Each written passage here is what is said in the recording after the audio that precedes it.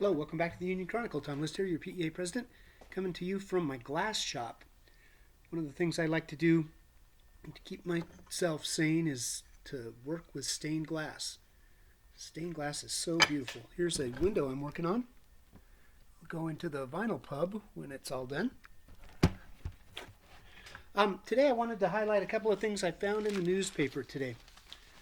From the Colorado one, they thank you Brooklyn Dance for doing such great reporting on PSD. There's an article today, it's on page 7, that focuses on Nick Wolverton from Polaris Expeditionary Learning School, science teacher, and some of the creative things that he's doing to adapt his instruction to this new way.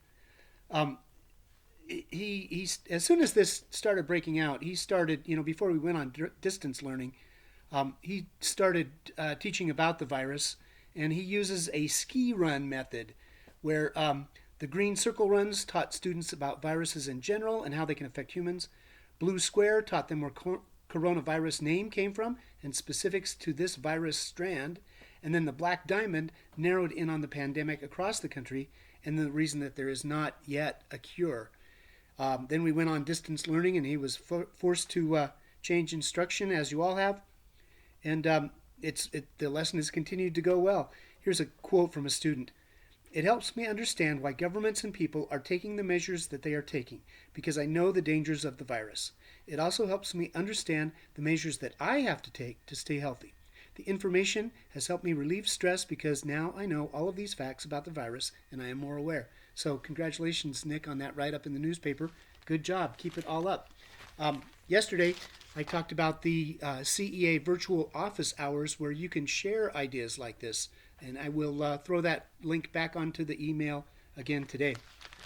Second article was on the front page of the Denver Post, and it's about how teachers have had to change. Let me read you this quote from President Randy Weingarten from our sister union, the AFT, American Federations of Teachers. And she says this. She says, teachers are actually working harder right now than they ever have.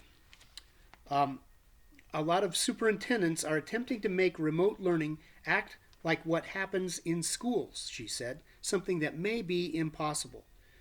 The AFT has suggested that schools transition to end-of-year projects, such as book reports or family history interviews, that students and teachers could work on at flexible times. The projects would not necessarily require home computers or regular access to the internet, tools that are unavailable to many children from low-income families, as we know so well. And I really appreciate the work of our principals across the district that are recognizing that as well, that we can't continue to try to log hours and track minutes the way we did in the past. A new way has to be found, and the best people to find that way are educators. We're the most creative, flexible bunch out there. Who said that public education can't be flexible? We transitioned to a new way of instruction with a moment's notice, and of course there's still bumps in the road, but we're doing okay. Pat yourself on the back for that.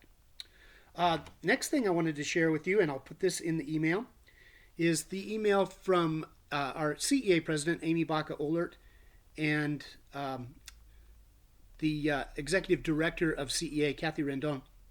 And it's got tons of information about some things that are coming up. For example, today at 3 o'clock, there's a webinar called Remaking Schools in the Time of Coronavirus. I'll send you the link so you can jump onto that if you would like to. Let's see, I'll also include an update from CEA Legal with further interpretation on Governor Polis's most recent executive order and school waiver. There is a huge comprehensive COVID resource page that will be included that's got lots and lots of information and easily accessed and quick to search and find what you need. And then tomorrow at 6 p.m., there's going to be a webinar called Education Equity or Else.